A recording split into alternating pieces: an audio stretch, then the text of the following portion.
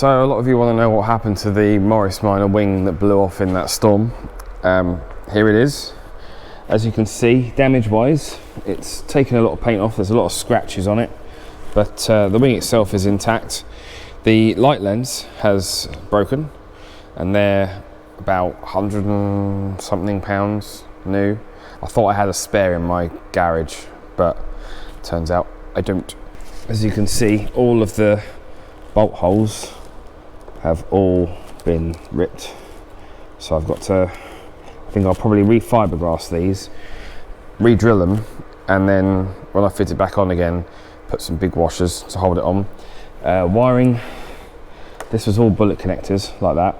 Those ones have all been pulled out. This one has been pulled out of the, this is the ground one, that's been pulled out of the ring terminal that was grounding the light out.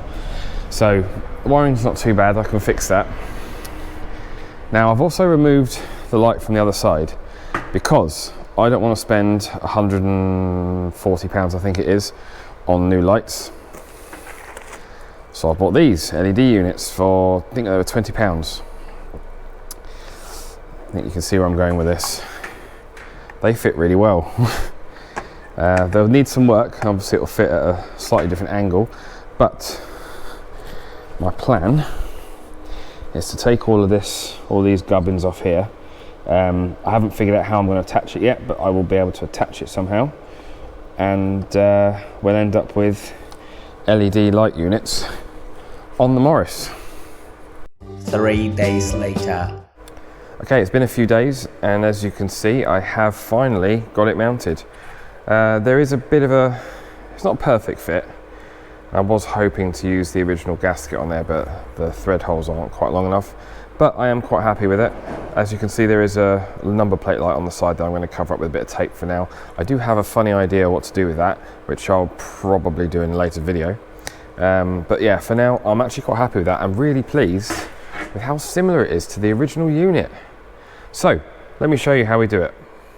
Okay, so the tools we're going to need are a drill, a decent pair of side cutters, an 8mm socket on a ratchet or an 8mm spanner, and a Phillips screwdriver. So we're going to start by just cutting off the end of these wires so that we can get rid of that, get rid of that, and that leaves us with our light unit. So let's undo the 2 screws holding the lens on.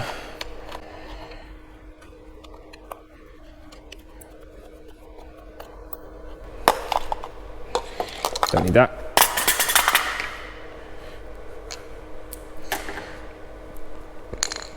I'm now going to just remove the bulbs. I don't want to smash them. So what we're left with now is the main plinth and a couple of bulb holders. As you can see, the bulb holders are kind of in the way.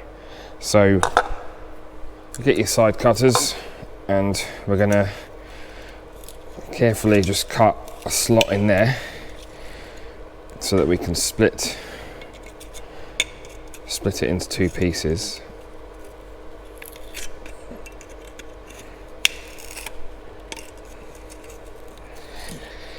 And then we can just tear it off. Let's try going in from the bottom now.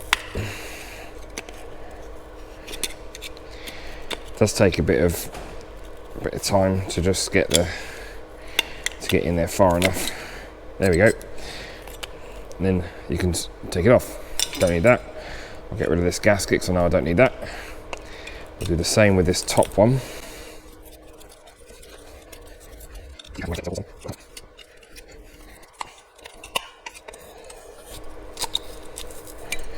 There we go. So again, we're now left with just the bulb holders in there, and they should just push through. You literally push the wires through from the back, and you get the unit and a little spring. Don't need that. Same with the top one.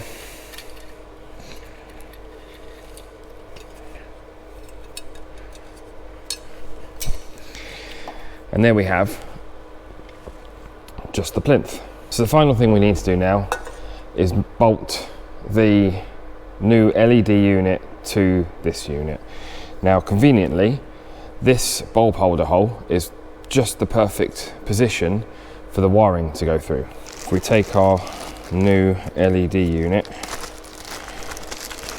out of its packaging,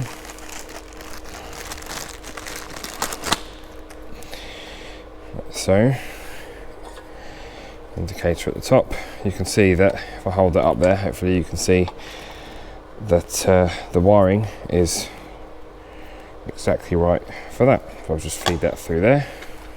Now, because you can see here, this top mounting screw goes into an empty space. There is nothing we can drill to screw that into.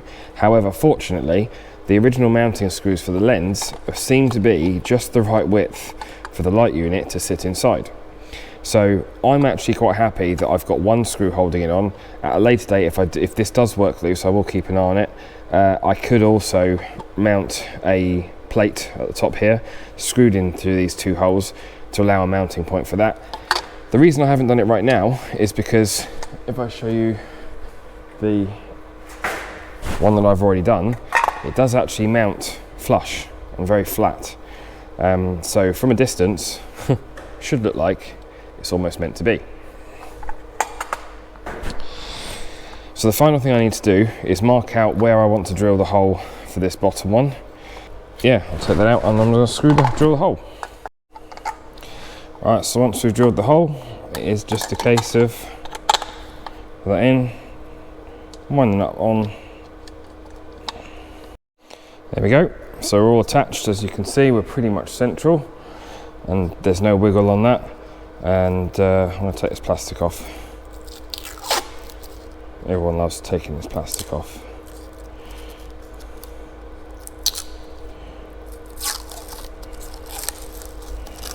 Look at that.